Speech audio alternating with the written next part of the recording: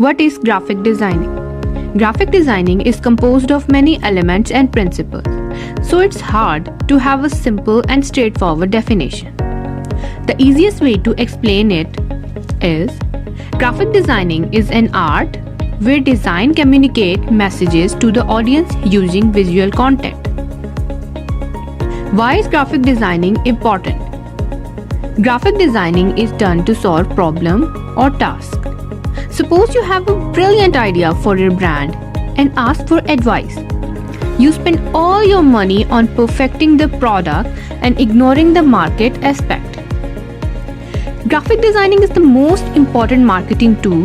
It allows you to have a unique designs which are suitable to your brand and convey your message. It attracts people towards your product and increase your sales. Having an aesthetic website, creative flyers and elegant cards may seem like a waste of money, but actually they do wonders for your brand. No one likes to see dull, boring websites and flyers. Or may it's finally time you to look into the professional graphic designer for your brand.